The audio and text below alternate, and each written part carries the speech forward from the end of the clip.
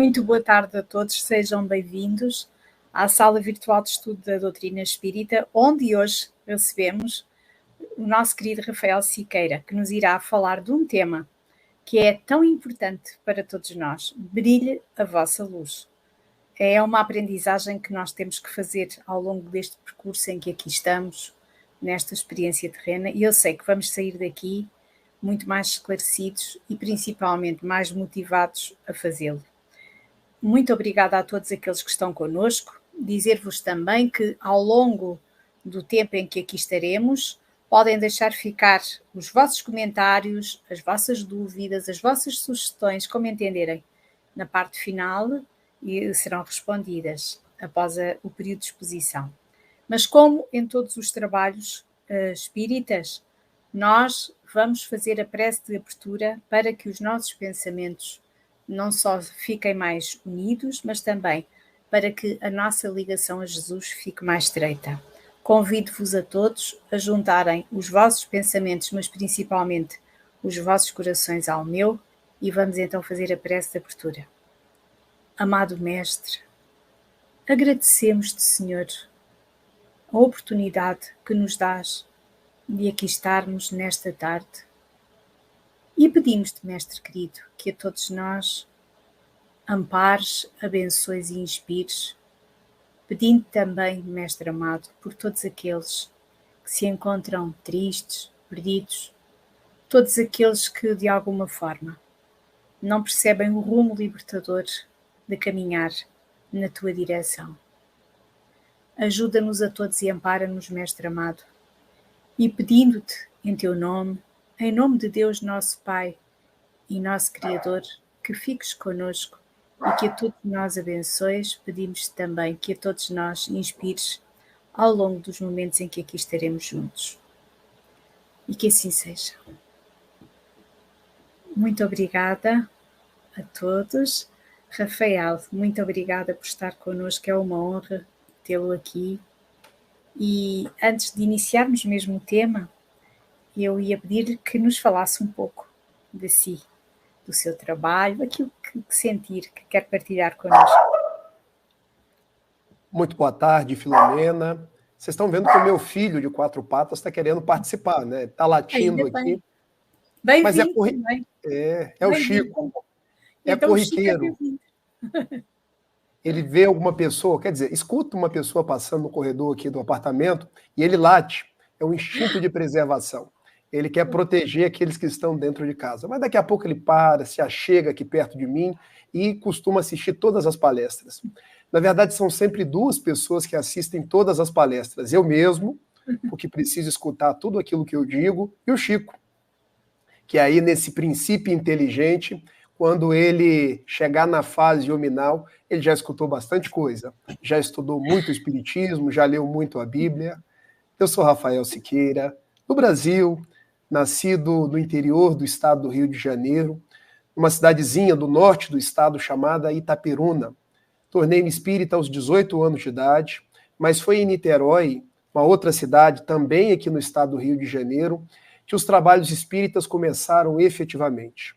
Hoje eu laboro na Sociedade Espírita Fraternidade. Vocês estão vendo aí, ao lado do meu nome, SEF, quer dizer Sociedade Espírita Fraternidade, que foi onde conheci o médium e tribuno Raul Teixeira, um grande trabalhador espírita, médium, palestrante, muitos trabalhos pela Europa, nos Estados Unidos, nos mais variados rincões do mundo e do Brasil.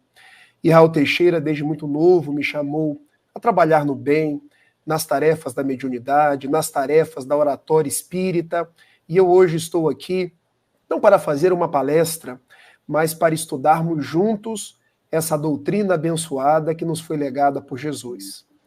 Profissionalmente falando, eu sou advogado, mas estou cursando uma segunda faculdade, que é o curso de psicologia. E hoje, com vocês, estou vendo aí o Marcos de Carvalho no nosso chat, um amigo, também aqui do Rio de Janeiro. A alegria nos move para falar de Jesus, do seu Evangelho, e convidar cada um de nós para brilharmos a nossa luz. Muito bem, muito obrigada, bem-vindo. É uma honra para nós e vamos gostar imenso de escutá-lo, certamente. Então, eu vou deixá-lo para que fique à vontade. Voltarei no final, estarei aqui nos bastidores e volto a dizer a quem está connosco, deixem ficar os vossos comentários e na parte final, após a nossa exposição, iremos então responder a tudo aquilo que aqui deixarem. Então até já, e sinta-se à vontade, a casa é sua também, a partir de hoje. Obrigado, Filomena. Meus queridos amigos, minhas queridas amigas, aqueles que vão nos ver a posteriori, tenham todos uma excelente tarde, uma excelente noite, porque eu sei que há pessoas que estão aqui no Brasil tarde, há pessoas que estão em Portugal ou na Europa, caminhando aí já para a noite. E bom dia também, porque alguns podem nos ver no período da manhã. Que Jesus, o amigo de todas as horas, os nossos benfeitores espirituais, possam nos envolver a todos e nos manter em vibrações de saúde, de alegria e, sobretudo, de muita paz. Estão percebendo a minha voz? Não é rouca assim não, tá, gente? Eu tive uma gripe recentemente e acabou mexendo um pouco as minhas cordas vocais, mas graças a Deus está tudo bem. A gente continua aí fazendo as palestras, a voz que já não era tão boa ficou um pouquinho pior, mas com a graça de Deus tudo se resolve. Estamos juntos hoje para conversar sobre brilhar a nossa luz. Porque ele veio, pão da vida, luz do mundo. Tinha o olhar quente e profundo e sublime tinha a voz. Ele veio, mãos vazias, desarmadas, nem escudos, nem espadas, só amor por todos nós. Toda noite sem estrelas, ele ilumina, e as nuvens mais escuras ele desfaz. Ele veio e agitou a nossa alma, e tirou a nossa calma, mas nos trouxe a sua paz. Jesus é, sem sombra de dúvida, um homem paz. Ele veio para nos convidar a uma vida nova, uma vida de amor, uma vida de doação ao bem, uma vida de fraternidade. Eu tenho certeza, hoje como nunca, como nós precisamos de Jesus. Como os nossos corações se lembram dele, o pão da vida, a luz do mundo. Como nesses dias tão atribulados do presente, seja no Brasil, seja na Europa, os problemas os mais diversos, ao ligarmos a televisão, ouvimos falar de tanta coisa, ouvimos falar de pandemia, ouvimos falar de problemas na família, problemas financeiros, ouvimos falar de retração econômica nos mais variados países, mas Jesus esteve, está e estará conosco. E todas as vezes que nos arvoramos a abrir a boca para falar em nome da doutrina espírita, nós precisamos lembrar de Jesus e trazer a sua esperança nas nossas palavras, porque as palavras brotam dos benfeitores espirituais através da nossa simplicidade, porque somos pequenos quando falamos. É como se uma multidão de espíritos viesse engrossar a nossa voz para reverenciar Jesus. Jesus é o nosso mestre, o nosso guia. E nesta tarde e noite, eu quero lembrar de um sermão, porque Jesus se comunicava com as pessoas através de sermões, através de parábolas, através de ensinamentos, e através dos sermões ele trazia conselhos, trazia admoestações, e num sermão que ficou conhecido como das mais belas poesias que o mundo já conheceu, o Sermão do Monte, contém aí alguns versículos que eu separei para nós estudarmos neste dia. Eu trouxe aqui o Novo Testamento do amigo Haroldo Dutra Dias, um juiz das Minas Gerais, um grande palestrante espírita, alguém que foi buscar do original do grego, para que nós tivéssemos aí o Evangelho de Jesus de uma forma fidedigna. Quem tiver e quiser abrir, eu peço permissão para ler as anotações de Mateus, capítulo 5, versículos de 13 a 16. Porque Jesus nos fala da seguinte forma: vós sois o sal da terra. Se, porém, o sal tornar-se insosso, com que se salgará? Para nada mais presta, senão para, lançado fora, ser pisado pelo homem. Jesus nos compara ao sal, dizendo que nós, os seus filhos, os apóstolos dos tempos modernos, somos o sal da terra. E o que Jesus quis dizer com essa simbologia? Porque eu, a Filomena, o Marcos de Carvalho, somos o sal da terra. Vamos parar para refletir um pouco o que significa o sal. Para que serve o sal, gente? Bom, quando a gente vai fazer uma comida, imaginem uma panela de arroz. Em Portugal não se come tanto arroz igual se come aqui no Brasil, porque no Brasil, se não tiver arroz e feijão, eu acho que as pessoas, hoje eu acho que eu nem almocei, porque não tinha arroz e feijão. Imaginem um arroz sem sal. Fica uma papa, fica ou não fica? Ele torna-se insosso, sem sabor. Esse arroz aí eu não vou comer não. Então, quando Jesus nos confere o título de ser o sal da terra, é porque onde nós estivermos, nós precisamos dar sabor, precisamos dar colorido, precisamos mostrar ao mundo por que nós estamos no mundo, a que título nós viemos. O que Jesus quis dizer? Dar sabor. Quando muitas pessoas estão conversando sobre coisas tristes, sobre falta de ânimo, sobre coisas negativas, dar sabor é mudar o rumo da prosa, o rumo da conversa, falar de esperança, falar de paz, trazer conversas que possam elevar ao invés de oprimir, trazer um novo olhar sobre as coisas que estão acontecendo no mundo. Porque nós precisamos ter certeza de que tudo está sob os olhos de Jesus e sob a bondade de Deus. Primeira função do sal, então, dar sabor. Mas o sal tem uma segunda função: evitar que as coisas estraguem. Como isso, Rafael? Bom, eu sou filho da dona Selenes, que está aqui no quarto. E a minha mãe, que é oriunda da zona rural aqui do Brasil, ela me contava: meu filho, hoje nós somos pessoas agraciadas, porque nós temos geladeira, refrigeradores, freezers, mas na época da roça nós não tínhamos. Imagine como era que nós fazíamos para comer carne. E eu pergunto: como, mamãe? Bom, a gente tinha que pegar a carne e colocar sal, porque a carne ficando seca, ela não estragava. E a mesma coisa era com peixe. Imagine os peixes sendo salgados. Podemos lembrar do bacalhau. Não estraga, ele se conserva fora da geladeira. Então Jesus, quando nos diz que nós somos o sal da terra, é para que nós, onde estivermos, possamos evitar que os valores depereçam, estraguem. Onde nós estivermos, nós seremos os bastiões da fé, da esperança. Nós seremos aqueles que manteremos viva a fé em Jesus quando pessoas vierem dizer assim: mas esse mundo está de ponta cabeça. Parece que as coisas estão fora do controle de Deus. Não. Deus sabe de tudo.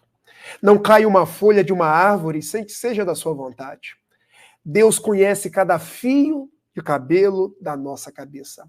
Evitar que as coisas se estraguem é nós mantermos o colorido quando tudo parece perder a graça, perder o rumo.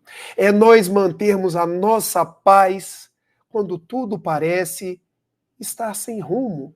É nós conseguirmos manter a nossa confiança quando as pessoas choram, as pessoas estão tristes. É evitar o deperecimento dos valores cristãos, da confiança, da esperança, da fé. Primeira função do sal, dar sabor. Segunda função do sal, evitar que as coisas estraguem. Mas o sal, nós podemos ter ainda uma terceira característica para ele. E que característica é essa? Quando nós vamos temperar uma salada, a gente coloca muito sal ou pouco sal. Bom, se a gente colocar muito sal, vira uma salmoura. Alguém come uma salada com muito sal? Não consegue. Até porque se comer, vai tomar água a noite inteira. E o que Jesus quis dizer? Um pouquinho de sal. Um único cristão é capaz de mudar o ambiente de uma casa. Não por outra razão, Mohandas Karamchand Gandhi, ele costumava dizer: numa casa onde exista um cristão, a sintonia muda, a vibração fica melhor. Uma pessoa que vibre no bem é capaz de mudar a sintonia de uma casa. Uma casa que vibre no bem é capaz de mudar a sintonia de um prédio. Um prédio que vibre no bem é capaz de mudar a sintonia de uma cidade. Uma cidade do mundo e o mundo do nosso universo. Por isso, um pouquinho. Muitas pessoas dizem assim: no mundo tem 8 bilhões de pessoas. Espíritas, são poucos. Cristãos, minoria, ante os 8 bilhões de pessoas do mundo. E por quê? É preciso um pouco de gente. É preciso que alguns tenham a ideia para que ela se difunda, para que ela se alastre. Não por outra razão, quando pegamos o livro dos Espíritos, lá nos prolegômenos, qual é o símbolo que é trazido? A cepa com o cacho de uva. E é trazido para Allan Kardec que esse é o emblema do Criador. Porque já viram um cacho de uva? Ele é interessante. Ele vai alastrando, ele sobe no pedaço de pau, ele vai alastrando para o telhado. É um pouquinho. Porque um pouquinho de sal é capaz de temperar muita comida. Quando Jesus, então, nos disse: vós sois o sal da terra, é para que nós dessemos sabor, dessemos vida, ressignificássemos os propósitos, evitasse o deperecimento dos valores, o fraquejamento da fé, da confiança, e não precisássemos querer ser muitos ou fazer muitas coisas. Basta um pouquinho, um pouco mais de caridade, um pouco mais de perseverança, um pouco mais de esforço. Mateus capítulo 5, versículo 13. Vamos agora para os versículos subsequentes, porque vamos entrar no tema agora. Olha o versículo 14. Vós sois a luz do mundo. Não se pode ocultar uma cidade situada sobre um monte, nem se acende uma candeia colocando-a debaixo do módio, mas sobre o candeeiro. Assim ilumina todos que estão na casa. Da mesma forma, brilhe a vossa luz diante dos homens, para que vejam as vossas boas obras e glorifiquem vosso Pai que está nos céus. Vós sois a luz do mundo. Não se pega uma cidade iluminada e se coloca no pé da montanha. E por que não? Porque uma cidade iluminada, ela precisa estar no alto do monte, para que a sua luz ilumine outras cidades, ilumine o caminho de outras pessoas. Aí vem o segundo exemplo de Jesus. Não se toma de uma candeia e se coloca debaixo do alqueire ou debaixo do módio. Gente, Jesus falava conforme os tempos e os lugares. E para a gente entender essa conversa sua, a gente precisa voltar à antiga Palestina. O que é uma candeia? Para ficar mais fácil para o pessoal aqui do Brasil, eu não saberia falar isso para o pessoal de Portugal, uma candeia é um lampião, uma lâmpada. Só que na época nós não tínhamos eletricidade. Na época, o que dava luz a esse lampião era o azeite. Se colocava o azeite no lampião, se ateava fogo e ele acendia. Não se toma desse lampião e se coloca debaixo do alqueire, ou, conforme as traduções, debaixo do módio. E o que é um alqueire? Conforme as tradições da Palestina à época, um alqueire pode ter 2 significados. Uma medida referente a 35 litros, ou seja, um alqueire equivalia a 35 litros de azeite, que era colocado no lampião para acender. Mas também o alqueire era o vasilhame, onde se colocava os 35 litros e tirava-se o azeite do alqueire para colocar na candeia. E na Palestina, à época, se tinha o costume de pegar a candeia e colocar debaixo do módio ou do alqueire, que era o vasilhame. Então vem Jesus e diz: não se toma de algo que tenha luz e se coloca debaixo ou numa posição que ele não vai brilhar, não vai iluminar. Por quê? Porque a luz foi feita para endireitar os rumos, para iluminar os caminhos. A luz foi feita para que aqueles que a têm possam iluminar os caminhos de outras pessoas. O que Jesus está dizendo? A candeia somos nós. Nós não podemos ficar dentro dos nossos lares guardando a nossa luz, escondendo a nossa luz, porque Jesus complementa: vós sois a luz do mundo, e onde estiveres, vocês terão que brilhar. Rafael, não entendi. Esse brilhar não seria um estímulo ao orgulho? Não. Muitas pessoas acham que quando nós fazemos brilhar a nossa luz, estaríamos estimulando em nós um orgulho. Mas não é isso, tá, gente? Orgulho é quando a gente acha que é maior do que as outras pessoas. Que os nossos bens, a nossa forma de falar, a nossa forma de agir é melhor do que as outras pessoas. Brilhar a nossa luz é nós reconhecermos aquilo que sabemos fazer, aquilo que podemos fazer, quais são os nossos atributos e utilizar daquilo que nós somos para poder auxiliar uns aos outros, para poder iluminar outras mentes, para poder estender nossas mãos para ajudar outras pessoas. Então, brilhar a nossa luz é, se eu sou um pequeno vagalume, esse pequeno vagalume pode iluminar os que andam na escuridão. Se eu sou aquele que tem uma vela, há outros que não têm nada e precisam de uma mão que se estende para que o outro possa segurar. Nós somos a luz do mundo, porque há tantos que têm menos luminosidade do que nós e precisam das nossas atitudes, dos nossos valores para poderem seguir em frente. Esse convite de Jesus, então, é para que nós possamos trabalhar, ser úteis, sair da posição do comodismo e perguntar a Jesus: o que eu posso fazer? Que pessoas eu posso ajudar? De que forma eu posso servir? E as respostas estão dentro de cada um de nós. Eu quero, nessa nossa conversação, dessa tarde e noite, que nós possamos encontrar essas respostas. Como nós podemos iluminar outros caminhos. Há uma frase da benfeitora Joana de Ângeles, na mediunidade de Divaldo Pereira Franco, que ela nos diz assim: vive de forma a deixares pegadas luminosas pelos caminhos percorridos, de forma que ninguém se afaste de ti sem levares um pouco da tua bondade ou um traço da tua paz. Onde nós estivermos, nós precisamos espalhar bondade, nós precisamos deixar rastros de paz. Não precisamos fazer grandes coisas, mas podemos, no nosso ambiente de trabalho, dentro da nossa família, com as pessoas com as quais estamos convivendo, ser esse foco de luz. Eu quero trabalhar com vocês com alguns exemplos, para que a gente possa começar a entender isso. O primeiro exemplo que eu vou trazer exemplos europeus hoje.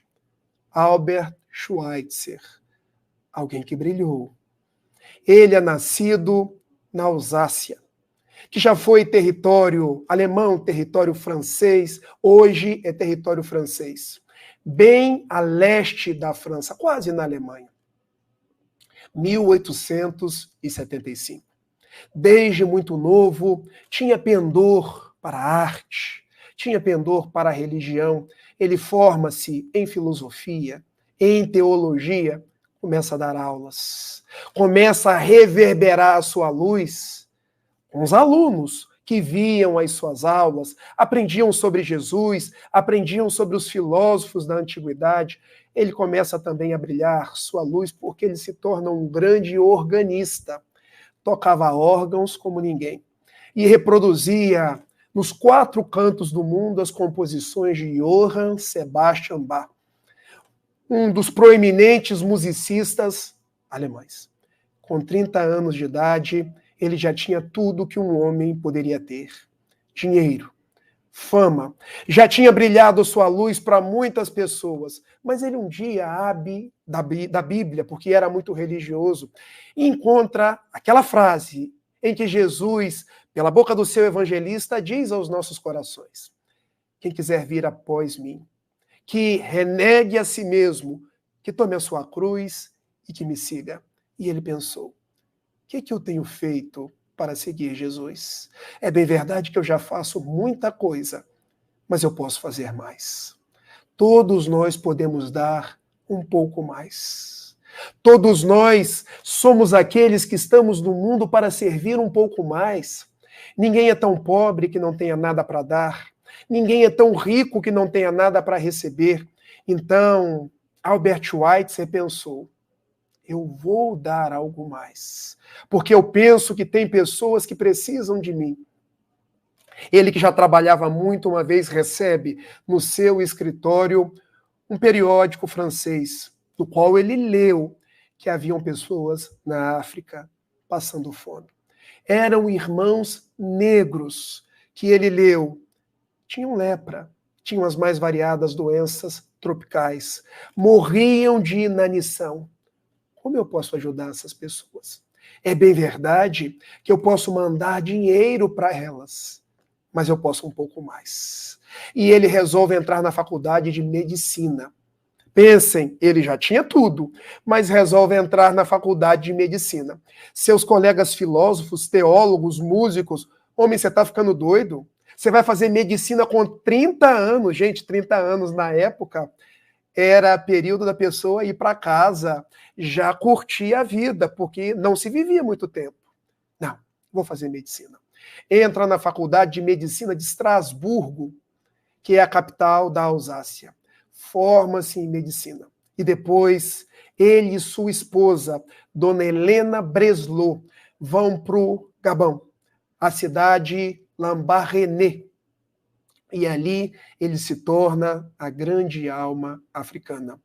Porque ele começa a relacionar-se com negros que tinham as mais variadas necessidades. E naquele que era um galinheiro, ele constrói um pequeno hospital, onde tratava rancenianos, onde tratava vítimas da malária, vítimas das doenças tropicais, onde fazia cirurgias.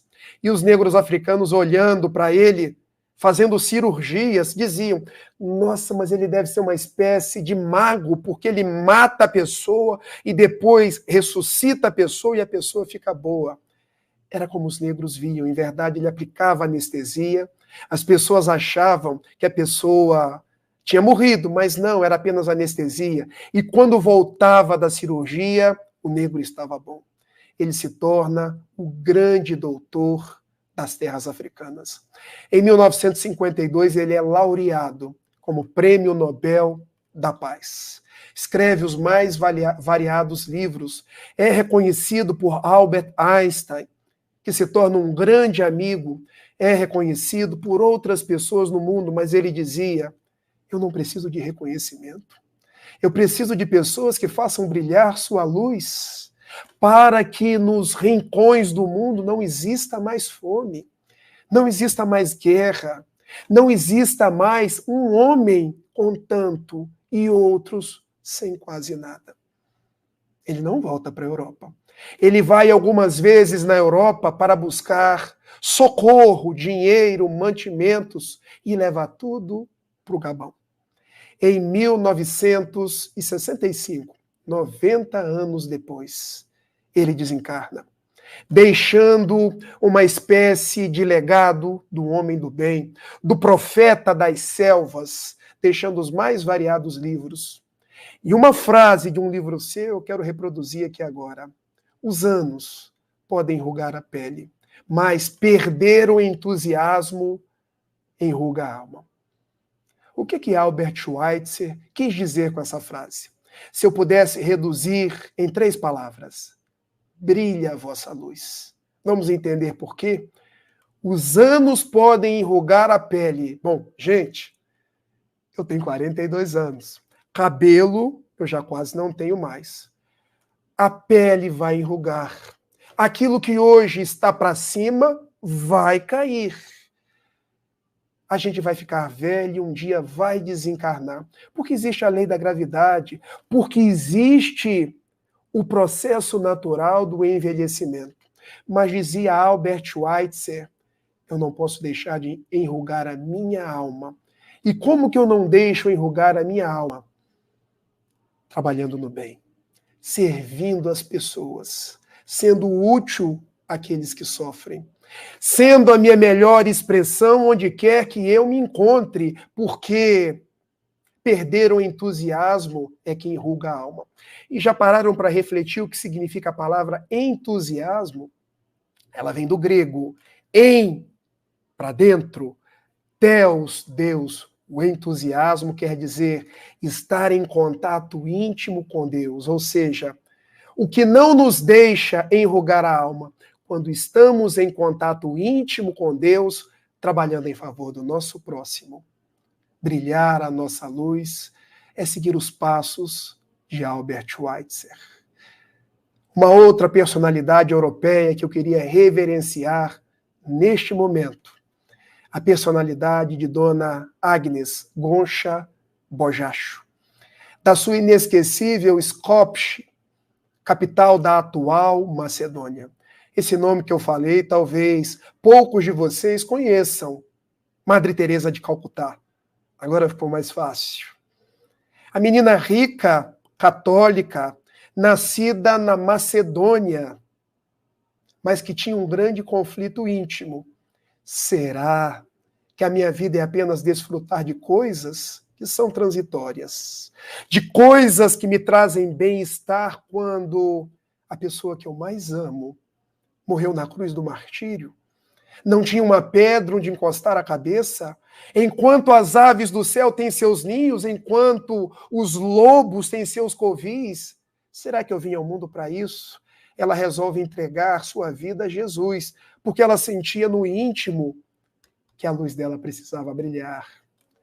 Ela então sai da Macedônia e vai para a Irlanda, no Reino Unido, dedicar-se a Jesus, torna-se uma freira no convento do Loreto, na Irlanda. E no convento do Loreto ela se deu conta de algo mais.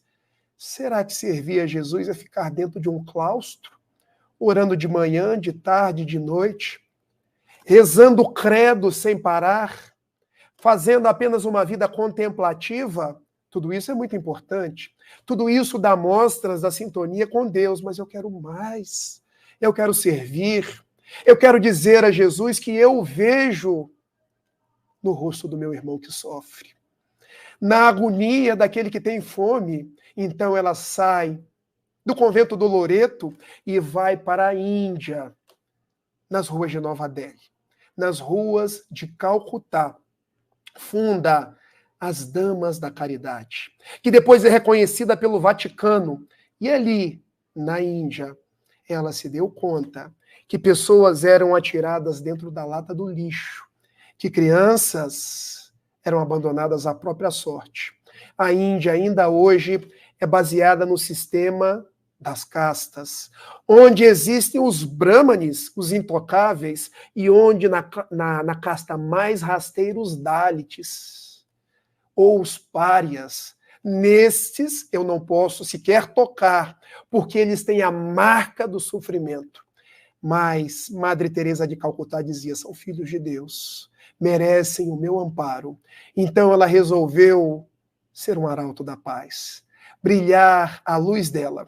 E foi numa viagem de trem entre Nova Delhi e Darjeeling que ela se deu conta, quando um homem lhe pede água, ela viu Jesus. No rosto daquele homem que lhe pedia água, lembrando do Evangelho, quando alguém tiveres fome e me der de comer, quando alguém tiveres sede e me der de beber, quando alguém tiveres enclausurado e fores visitar, é a mim, é a Jesus que estará servindo. Ela olha naquela estação de trem lotada de Nova Delhi a Darjeeling, que Jesus estava ali pedindo água. Ela vai dar água àquele homem e não para mais. Havia homens, outros, que precisavam ser retirados da lata do lixo. Havia outros tantos, num país de mais de 1 milhão de habitantes, que era a Índia, que precisavam ser curados das chagas da hanseníase. Haviam crianças que precisavam ser educadas. Em nome dos seus trabalhos no bem, em 1979, ela é laureada com o Prêmio Nobel da Paz, que ela reconhece não merecer, já que Jesus nos convidou a brilhar a nossa luz. Mas ela prossegue. Prossegue até que veio a desencarnar em 1997. E antes de desencarnar, também deixou um legado de frases, de encontros, de situações. E há uma frase de Madre Teresa de Calcutá que eu quero compartilhar com vocês aqui agora. Quando ela dizia: a paz não se constrói com armas, não se constrói com bombas. A paz é resultado do amor e da compaixão. A paz começa por um sorriso. Brilhar a nossa luz é sorrir para as outras pessoas. É abraçar as outras pessoas. Ah, Rafael, mas hoje é o Covid, como é que eu abraço? Se eu não posso abraçar fisicamente, abrace espiritualmente. Porque já dizia o grande... Me faltou o nome dele, daqui a pouco eu lembro. Um grande... Daqui a pouco eu lembro, calma. Galileu Galilei, que para estar próximo, não é preciso estar perto, mas estar do lado de dentro. Então, se eu não posso abraçar fisicamente, que eu possa abraçar com a minha alma, mas que eu possa ir ao encontro das pessoas, ir ao encontro das necessidades, que há muitas dores no mundo. Quando então nós nos recordamos de Madre Teresa de Calcutá, quando nós nos recordamos de tantos homens, de tantas mulheres que fizeram a sua parte, que brilharam pelos mais variados rincões do mundo, do tipo Albert Schweitzer, nós nos voltamos para nós mesmos. E eu? O que eu posso fazer? E eu? Quais são os meus contributos? E eu? Como eu posso sair da escuridão do meu lar, onde muitas vezes eu estou preso na ansiedade, nos temores os mais diversos? Eu posso dar o primeiro passo. Eu posso oferecer as minhas mãos, ainda que cansadas. Eu posso oferecer o meu sorriso. Eu não preciso fazer algo grande, tal qual Albert Schweitzer, nem tal qual Madre Teresa de Calcutá, mas eu posso fazer a minha parte. Eu me recordo de um jovem cheio de problemas existenciais, vítima da depressão, vítima dos transtornos mais diversos, um candidato ao suicídio. Quando chegou na Sociedade Espírita Fraternidade, magnetizado por José Raul Teixeira, a sua oratória, a sua vibração no bem. E aquele jovem se aproximou de José Raul Teixeira, e Raul Teixeira lhe disse: meu filho, todos nós estamos no mundo para brilhar a nossa luz, para fazer o que estiver ao nosso alcance, para que as pessoas sintam Jesus, vejam Jesus e que nós trabalhemos pela paz. Aquele jovem era eu. E eu perguntei para Raul: o que eu posso fazer, Raul? Por onde eu posso começar? E Raul me disse uma frase que eu quero compartilhar com vocês. Muitas pessoas, meu filho, acham que brilhar a luz é fazer algo grandioso. É fazer algo que as pessoas possam ver, que as pessoas possam tocar, que as pessoas possam aplaudir. Muitos, meu filho, estão em verdade querendo destaque, quando brilhar a nossa luz é ser útil naquilo que nos for possível. Por onde eu começo, Raul? Ele me apontou uma livraria. Tá vendo aquela livraria? Falei: estou. Tem uma pessoa correndo de um lugar para o outro. Está precisando de um ajudante. Vá lá e ajude. Mas, Raul, como eu vou vender livros? Eu tenho dificuldade até para conversar. Meu filho, é uma livraria espírita. Dê boa noite para as pessoas. Muitas estão querendo um boa noite. Receba as pessoas. Procure saber o que elas querem, por qual livro elas se interessam. Raul, eu não sei indicar livro nenhum. Meu filho, você está com muita exigência. Para trabalhar, nós precisamos de disposição. Vá, meu filho. E eu fui. E as pessoas: boa noite. E eu: boa noite. E Raul de longe: abra um sorriso.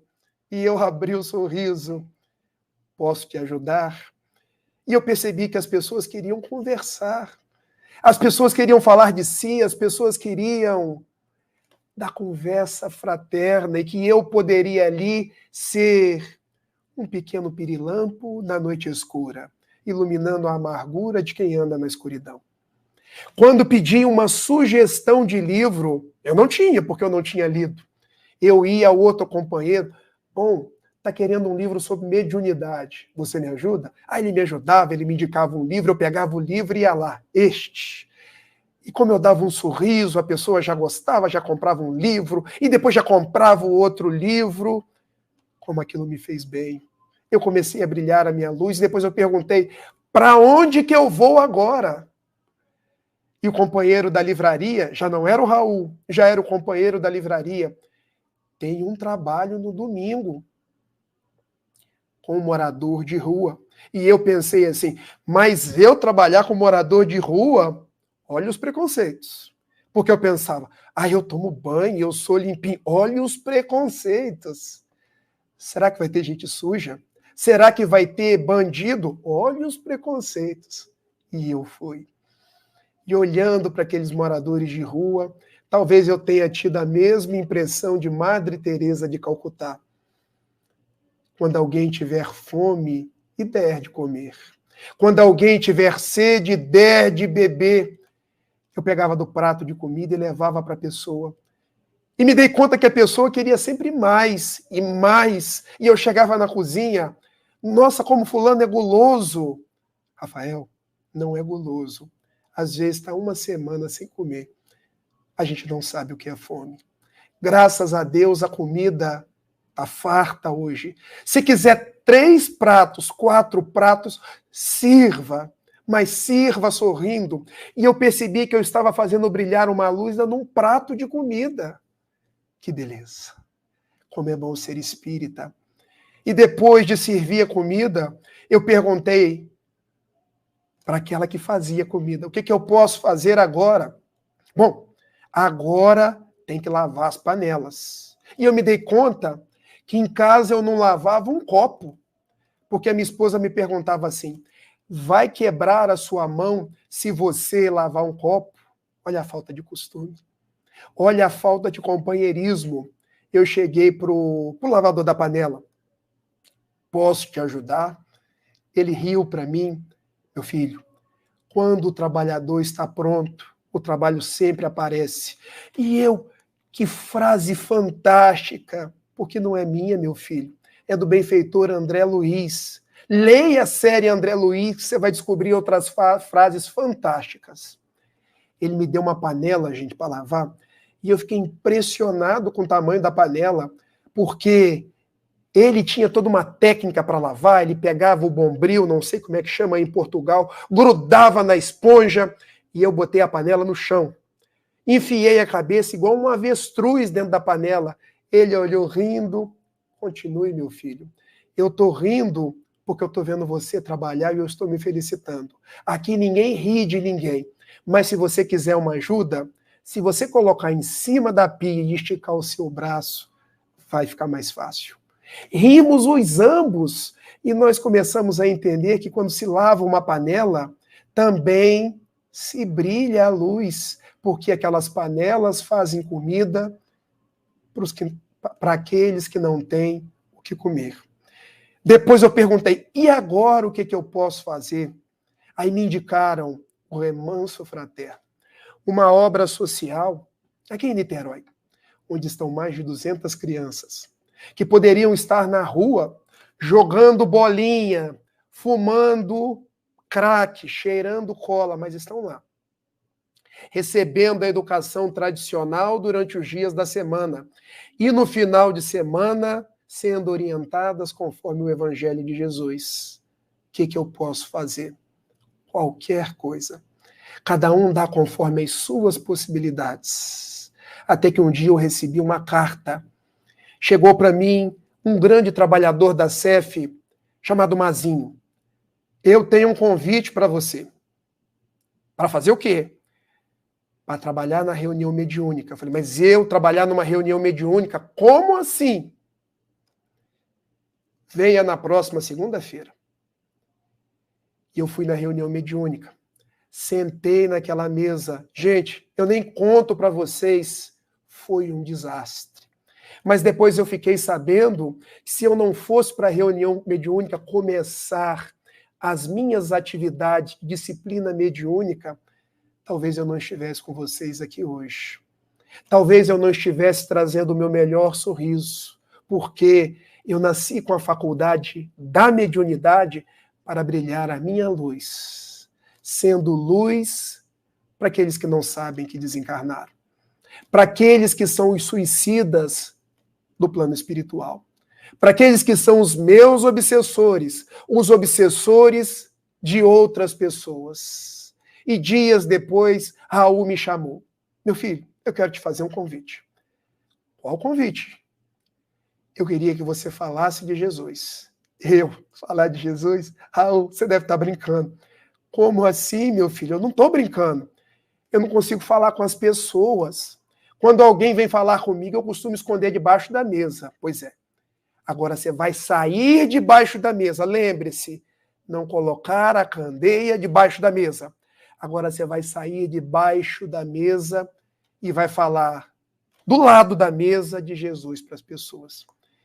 E eu dei mostras de muita vaidade. Raul, o dia que eu falar igual a você, eu vou falar. Não, meu filho, você não vai falar igual o Raul Teixeira. Você vai falar igual o Rafael Siqueira, porque cada um é de um jeito. Cada um está num estágio. Cada um está num colorido. Eu vou falar sobre o quê? Fale sobre Jesus. Fale sobre as obras básicas da doutrina espírita. O mundo precisa de Jesus, meu filho. O mundo precisa encontrar Jesus na codificação espírita. Brilhar a sua luz é quando você ver que as palavras de Jesus alcançaram o coração das pessoas. Quando você perceber que a esperança do Cristo tirou uma alma que seja do suicídio. É quando você perceber que uma das parábolas do Cristo auxiliou um depressivo. Brilhar a sua luz é quando estiveres no dia de mais dificuldade, você vai dar o seu melhor sorriso e falar conforme as narrativas de Mateus, de João, de Marcos ou de Lucas. Daí eu entendi que para brilhar a nossa luz não quer dizer que eu seja conhecido, que eu tenha milhões de seguidores nas redes sociais, que eu seja o Albert Schweitzer ou a Madre Teresa de Calcutá, mas que eu seja a minha melhor expressão, procurando servir a cada dia conforme as minhas melhores aptidões, porque o pouco que eu posso dar faz-se grande ao olhar de Deus. Era essa a mensagem que eu queria passar para vocês. E antes de nós irmos para o nosso bate-papo, vamos conversar aí 50 minutos, eu me lembrei de Amélia Rodrigues. Na psicografia de Divaldo Pereira Franco, quando ela nos diz que, enquanto lá fora a agonia dizima e o desespero ainda caminha, eu quero lhe dizer, Senhor, que te ofereço o banquete do amor. Eu gostaria de ser a chuva generosa, que caísse por sobre a terra porosa e reverdecesse o chão.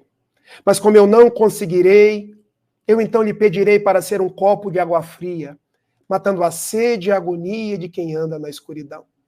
Eu gostaria, Senhor, de ser uma via-láctea de estrelas para tornar as noites da terra mais belas. Mas se eu não conseguir, eu venho te pedir para ser um pirilampo na noite escura, iluminando a amargura de quem anda na escuridão.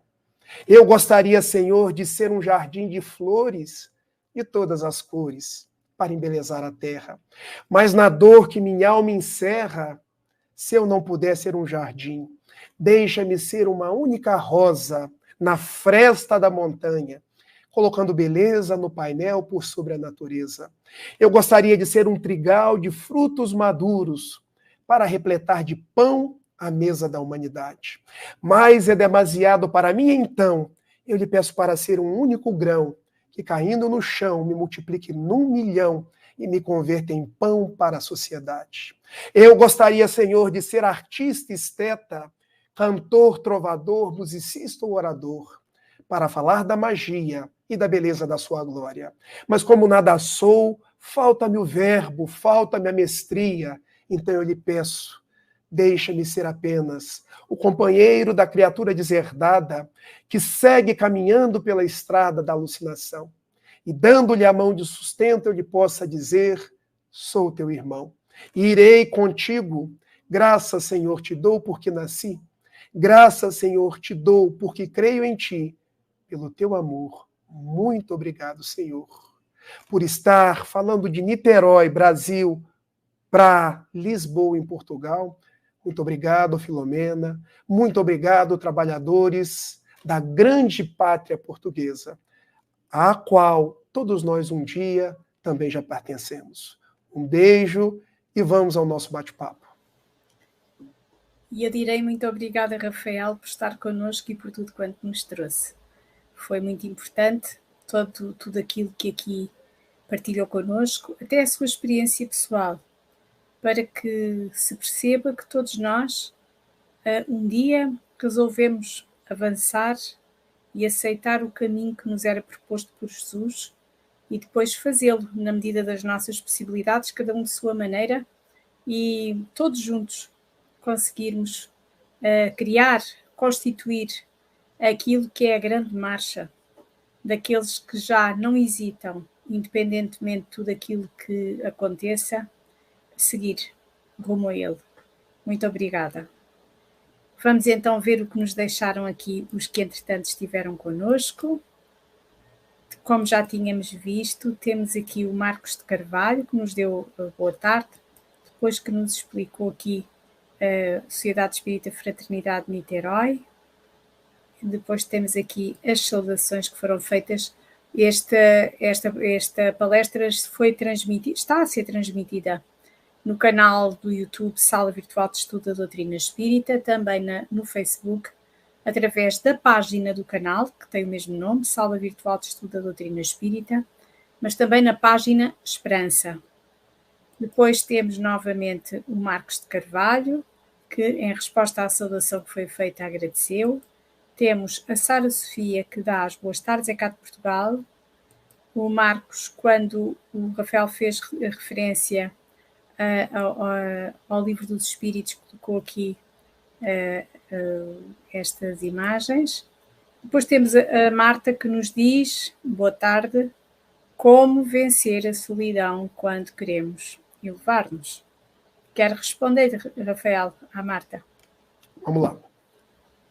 Marta, querida amiga, está em Portugal, ela ou está no Brasil? Bom, está em Portugal. Está em Portugal. Muito boa noite, porque eu acho que são 4 horas de diferença, não é isso, Filomena? Sim, agora são aqui 18h55. Então, boa noite, Marta. Que Jesus te abençoe, que você receba dos benfeitores espirituais vibrações de saúde, de alegria e, sobretudo, de muita paz. Há uma frase da benfeitora Joana de Ângeles que eu sempre trago para as minhas reflexões quando ela propõe que quem é solidário nunca será solitário. Então, a melhor forma da gente vencer a solidão é nós nos tornarmos solidários uns com os outros. Porque quem se faz solidário vai sempre granjeando pessoas para o seu lado. E como a gente pode começar isso? Se eu moro num prédio, cumprimente as pessoas que estão no elevador, cumprimente o porteiro, cumprimente o vizinho. No meu local de trabalho, vamos fazer curvas de ternura com as outras pessoas. Eu não preciso ficar com a cara amarrada o dia inteiro. Eu posso procurar saber em que eu posso ser útil, em que eu posso ajudar. Eu me recordo de uma história contada por Raul Teixeira, que também é uma pessoa solitária, nada obstante faça grandes palestras para grandes exemplos, que ele conta que ele tem um vizinho, Filomena, que nunca falou com ele. E era uma coisa assim que parecia pessoal, porque décadas morando do lado da porta dele, não dava um bom dia. E ele se deu conta que um dia, chegando no seu apartamento, o vizinho estava embaixo no elevador com várias sacolas. O que o Raul fez? Ele não está aguentando. Tomou dos 2 braços, pegou as sacolas e ajudou a levar na sua casa. O vizinho ficou tão agradecido que depois daquele dia já ficou até chato, porque dava bom dia, boa tarde, boa noite.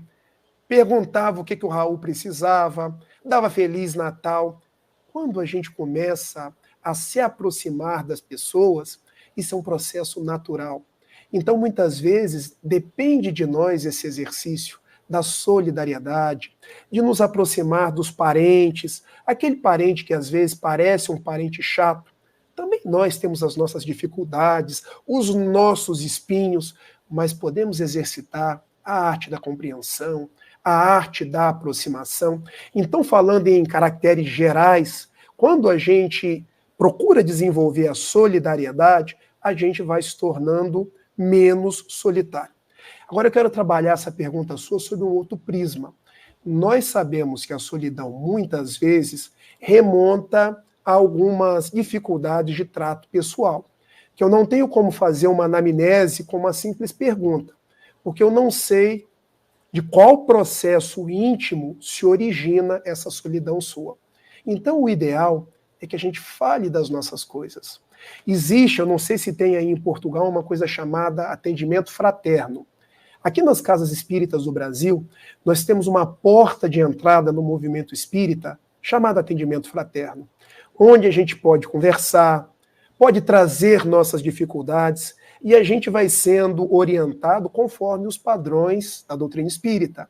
Vai sendo encaixado em grupos de estudo, onde vai conhecendo outras pessoas. Bom, mas às vezes as dificuldades ultrapassam a simples questão espírita. Talvez a gente precise de um auxílio profissional. E por ser conhecedor dessas dificuldades íntimas, eu estou caminhando aí para o 6º período de psicologia, porque nós trazemos as nossas questões. Às vezes a solidão é de algum desencanto, é de alguma dificuldade que eu tenho para com a vida. São inúmeros os processos que fazem parte da minha intimidade. Mas o que eu quero dizer para você, nós conseguimos superar esses processos. Olhar essas dificuldades nossas sob outros prismas. Então, procure ajuda. Você é uma canção que Deus canta. Você pode sair desse processo e enxergar novas cores, novas possibilidades. E nesse instante aqui eu estou pedindo a Jesus e aos amigos espirituais te auxiliem. Porque esse processo de elevação, isso não é só uma escada que a gente vai subindo como se fosse um compromisso. Eu tenho que subir, eu tenho que subir. Nós caímos muitas vezes, mas a misericórdia nos levanta. Grande parte de nós espíritas acha que nós só podemos acertar. Mas quem foi que disse isso? Isso gera um mecanismo de autocobrança, um mecanismo de autopunição. Não é assim. Nós somos criaturas em construção. E se a gente não olhar com esse olhar de ternura para nós mesmos, de que nós somos incompletos, imperfeitos, e que a nossa beleza está exatamente por nós estarmos em construção, a nossa tendência é sempre ter um olhar muito severo para conosco mesmo. Olhe para o alto, faça suas preces, peça ajuda aos benfeitores, porque eles te amam do jeito que você é. E conte com os amigos do movimento espírita, que são irmãos que Deus colocou perto de você. Um beijo no seu coração, Marta. O Marcos de Carvalho deixou-nos aqui também. A Ana Queiroz dá-nos as boas tardes. A Ana Lina Salles também nos dá as boas tardes. A Catarina Sousa Miguel também nos deseja paz para todos nós. Luz do Mundo também nos deixa aqui uma saudação. E o Marcos de Carvalho diz-nos: o orgulho seria querer impor ou forçar o próprio brilho aos outros, porém, brilho forçado ou imposto é, na verdade, sombra ou penumbra. Quer comentar? Vamos comentar. Existe um grande, vamos dizer assim, um mito no movimento espírita de que quando eu brilho a minha luz, eu estou avultando o meu orgulho. A gente sabe, pela questão 785 e 913 do Livro dos Espíritos, que nós temos 2 vícios que são radicais. O primeiro deles é o egoísmo. Quando a gente destrincha a palavra egoísmo, ego, eu, ismo, aquele que se filia ao eu. Então eu quero o mundo girando ao meu redor. O egoísmo, ele tem um filho espúrio, que é chamado orgulho. O que é o orgulho? É a predominância desse ego. Ou seja, eu começo a me achar melhor do que a Filomena, o que eu falo sempre é mais bonito, as minhas coisas são mais importantes. É quando eu começo a exaltar o Rafael e diminuir a Filomena. Então o orgulho é uma projeção da minha individualidade para desconstruir as outras pessoas, sem nos dar conta que nós somos irmãos. Então, quando falamos em egoísmo e em orgulho nesses termos, nós estamos falando em vício. Brilhar a própria luz é eu reconhecer que, além de vícios, eu tenho virtudes. Por isso, o capítulo da perfeição moral, que é o capítulo 12 da terceira parte do Livro dos Espíritos, nos fala das virtudes e dos vícios. Nós temos virtudes. Há pessoas que estão extremamente simpáticas, há pessoas que cozinham bem, há pessoas que são excelentes cantoras, as pessoas que têm muita cultura. Eu vou esconder isso? É como se eu pegasse a candeia e colocasse debaixo do alqueire. Então vamos colocar aquilo que sabemos, colocar aquilo que Deus nos deu a serviço das outras pessoas. Se eu sou um bom cozinheiro, deixa eu cozinhar para ganhar a minha vida, porque eu preciso de um salário, mas cozinhar também para aqueles que têm fome. Se eu tenho muita cultura, se eu consigo decorar as questões do Livro dos Espíritos, se eu consigo falar para as multidões, deixa eu usar isso para fazer palestras. Se eu sou um bom musicista, deixa eu usar isso na tarefa do bem. Isso é brilhar a própria luz. Orgulho é quando eu, um orador, começo a competir com outro orador. Quando um médium, numa reunião mediúnica, eu acho, bom, eu sou o primeiro a dar comunicação, eu sou o último a dar comunicação, e a comunicação do guia vem sempre através de mim. Isso é orgulho. Agora, se o benfeitor está querendo falar, e o médium está lá com a cabecinha baixa, o ouvido fechado, se eu não abrir a boca, o benfeitor não fala. Então, brilhar a própria luz é saber que alguém vai ter que abrir a boca, alguém vai ter que dar passividade para o benfeitor falar. Não só para o benfeitor, para aqueles que são os necessitados serem atendidos. Então a gente tem que ter essa serenidade, esse bom senso. Porque muitas faculdades se perdem porque as pessoas acham que quando elas estão fazendo algo de nobre, elas estão avultando o orgulho. Não é verdade. Vamos brilhar a nossa luz. O que nós pudermos dar, vamos dar. Mas muitos dizem assim, Filomena, mas vão dizer que eu estou metido. Não importa o que as outras pessoas estão dizendo. Isso vão dizer comigo fazendo ou comigo não fazendo. Porque se eu fizer, vão dizer que eu estou metido. Se eu não fizer, vão dizer que eu estou preguiçoso. Se vão falar de qualquer jeito, é melhor que eu fale. E que eu me discipline por dentro, entendendo que tudo que eu tenho, Deus me deu. E se Deus me deu, eu tenho que ter a humildade de que sem Ele eu não sou nada. E nós não somos aquilo que os outros possam querer ou dizer, somos o que somos e Deus conhece-nos e isso basta. Exatamente. Isso é o importante. Então, o Marcos de Carvalho também, quando houve a referência a Estrasburgo, também nos disse aqui onde ficava, na região da Alsácia. Consolar e esclarecer de que Jesus nos abençoe. A Catarina foi quando o Rafael fez a referência a alguns exemplos, disse esses exemplos encorajam-nos. Não sei se quer comentar alguma coisa relativamente aos exemplos que somos uns para os outros. Não sei, aquilo que entender. Eu, quando comecei a fazer palestra, Catarina, eu tinha 28 anos. Hoje eu já estou com 42. Eu não sei se eu vou desencarnar com 43 ou se eu vou desencarnar com 100. E o Raul sempre me ensinou assim, faça as coisas com o brilho do primeiro momento, mas com a responsabilidade, que pode ser o último. Então eu estou sempre dando o meu melhor em toda a palestra, em tudo que eu faço. Quando eu fazia palestra, Catarina, com 28 anos, eu falava de Albert Schweitzer e colocava eles como exemplo para as pessoas, e de Madre Teresa de Calcutá, e do Divaldo, e de Jesus, e de Gandhi, e continuam os exemplos. Mas hoje eu coloco que a gente não precisa ser eles, que a gente pode ser nós. E dentro do nosso campo de ação, o que eu faço é tão grandioso aos olhos de Deus. Então, Catarina, você também pode ser um exemplo. O exemplo de uma boa mãe, o exemplo de uma boa filha, de uma boa irmã, o exemplo de quem chega na hora, no horário de trabalho, cumpre as tarefas com zelo, porque as pessoas acham que a gente só é exemplo quando a gente vira um popstar no mundo, mas não é. Há tantas personalidades ocultas que a gente não sabe nem o nome, mas que estão em paz. Por quê? Brilharam a própria luz sem o burburinho das considerações mundanas. Então, esses exemplos, pode ser o da Filomena aí em Portugal fazendo uma live. Pode ser o seu assistindo a live, porque depois eu tenho certeza, você reproduz isso para as outras pessoas. Nós somos os exemplos. Nós mudamos o mundo. Nós é que vamos regenerar a Terra. Porque muitos dizem, a Terra está em regeneração. É verdade. Só que a Terra não regenera assim. Toque de mágica. O Rafael precisa ser melhor. A Filomena, você, de pessoas melhores, o planeta se melhora. Obrigado, Catarina, e que Jesus te abençoe. O Marcos de Carvalho faz-nos aqui referência a José Raul Teixeira e, se me permite, eu deixo aqui uma homenagem também ao trabalho.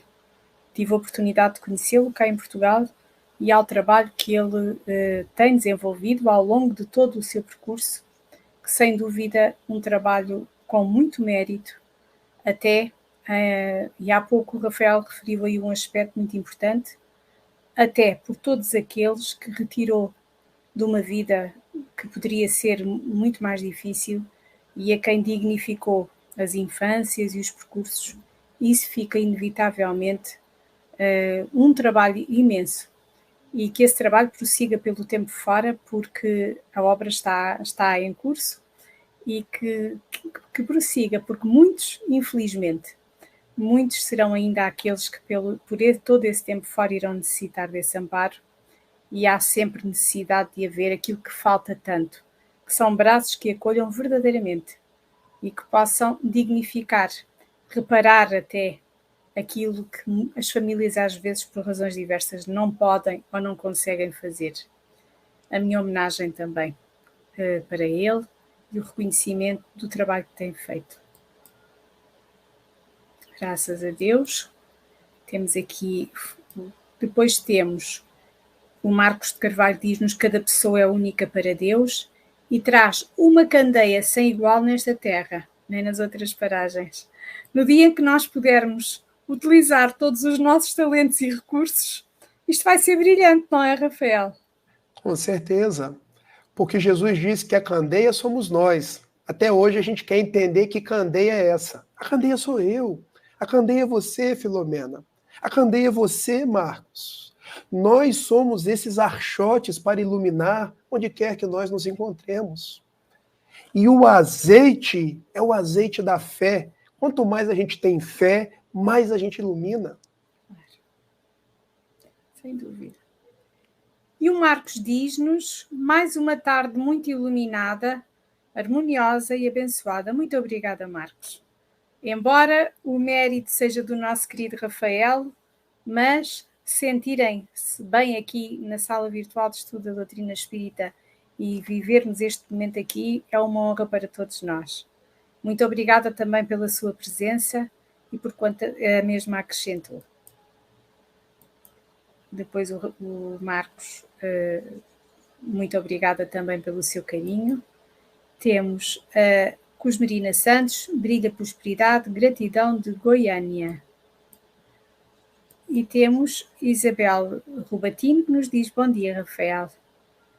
E pronto, e é tudo que temos por aqui agora.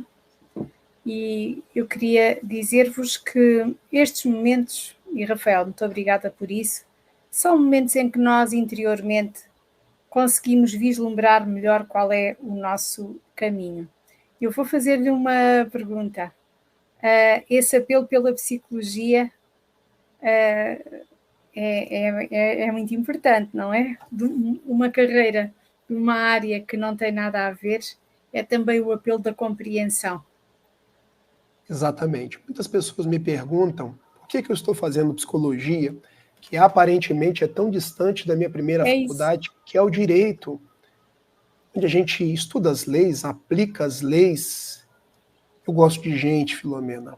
E gente não é aquilo que a gente coloca num papel e traça uma linha reta para poder entender.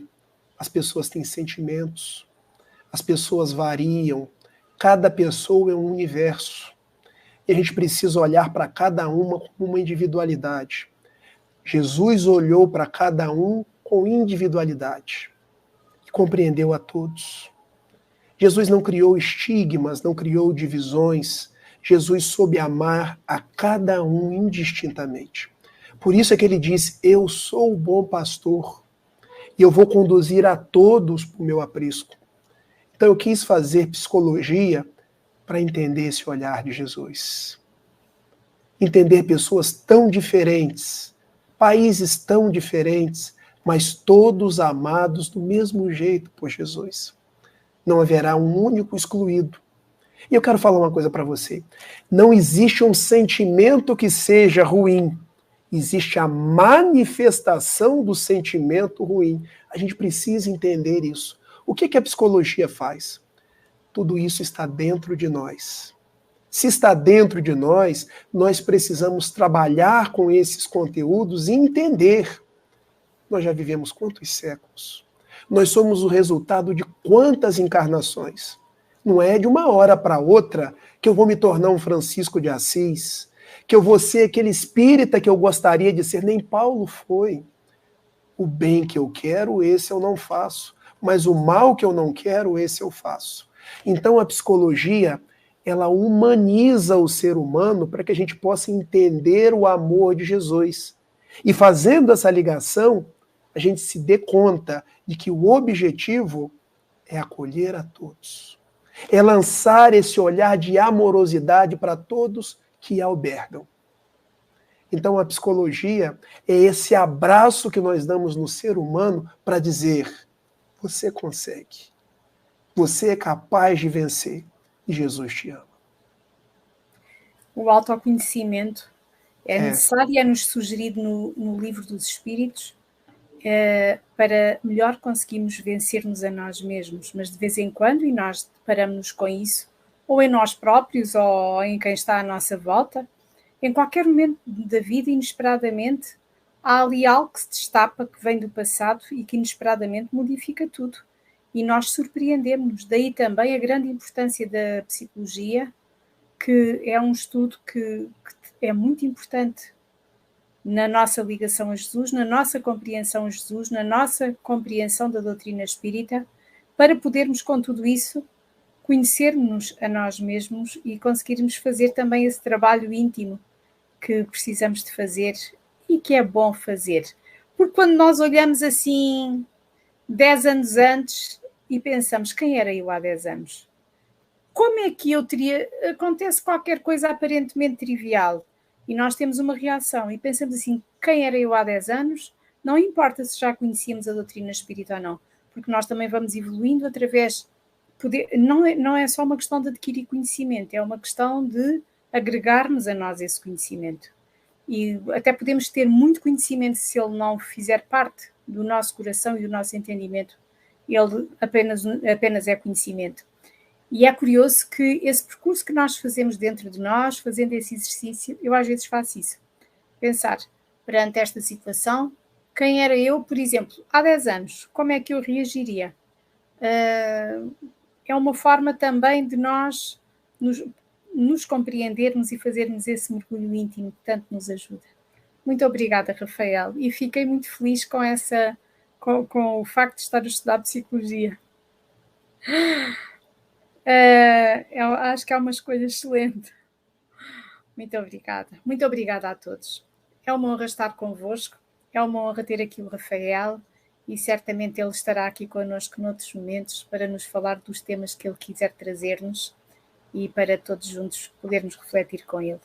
Eu ia convidá-lo, Rafael, para fazer a prece de encerramento, para depois então encerrarmos. Bom, vamos então pensar em Jesus. Eu convido cada um de vocês que se encontra aí no nosso chat que possamos fechar os olhos do corpo físico e interiormente a gente possa visualizar Jesus com aquele olhar sereno, meigo, dizendo a cada um de nós: vem, filho, eu te conheço, eu sei tudo que se passa na sua vida. E direcionando a nossa prece a Ele, que nós possamos dizer: Jesus, amigo, Jesus, mestre, muito obrigado. Muito obrigado pela minha vida, muito obrigado por tudo que tenho recebido. Sem ti, Jesus, eu não consigo. Ser a nossa esperança, ser a nossa força, ser a nossa paz. Olhe, Senhor, pelos nossos familiares. Olhe por Brasil, por Portugal, pelo mundo como um todo. Olhe por todos aqueles que estão servindo em teu nome, em qualquer religião que seja. Olhe igualmente por aqueles que não têm uma religião, mas estão a doar uma côdea de pão aos que têm fome. Dá-nos a tua paz e despeça-nos na certeza de que tu és o comandante deste barco chamado Terra. Muito obrigado por tudo. Nos envolva na tua paz, hoje, agora e sempre. Que assim seja. E que assim seja. Muito obrigada, Rafael. Muito obrigada a todos aqueles que aqui estiveram. Ainda temos aqui um comentário da Livramento, que está em França a escutar-nos e que nos diz Deus, Cristo e caridade. O Marcos de Carvalho também nos diz que assim seja. E encerramos por agora. Que Jesus nos abençoe a todos e que Ele possa, dentro do nosso coração, operar tudo aquilo que aqui foi trazido para que brilhe a nossa luz.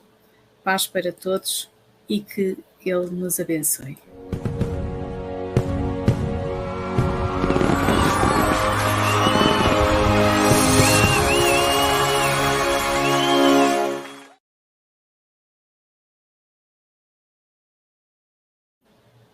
Rafael, eu adorei. Eu tenho que dizer-lhe uma coisa e tenho que pedir um favor. Eu acho que nós estamos ao vivo ainda, hein? Pois estamos. Vamos agora encerrar.